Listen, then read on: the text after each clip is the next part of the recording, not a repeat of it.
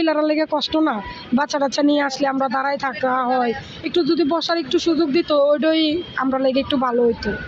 মানে যারা প্রবাসে আছে তার জন্য আসা যাওয়ার জন্য একটু মহিলার জন্য সুযোগ সুবিধা হইতো।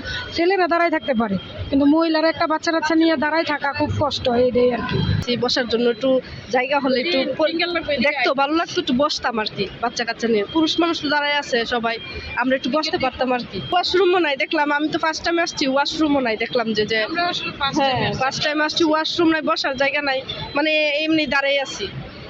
আর আমাদের যাত্রীর ফ্লাইট অনেক দেরিতে, এইভাবে দাঁড়ায় থাকতে হবে, এখন বসার জায়গা নেই, আর কি করা যাবে।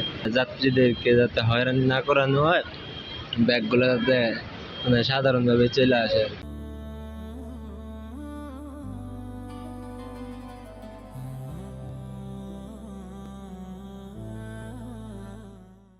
আগের চেয়ে উন্নতির দিকে আছে। আর একটু সুযোগ সুবিধা হইতো, যে ভিতরে যদি খাবারের সুব্যবস্থা হইতো, হ্যাঁ বসার ব্যবস্থা যদি হইতো, এটা সবচেয়ে উত্তম হইতো।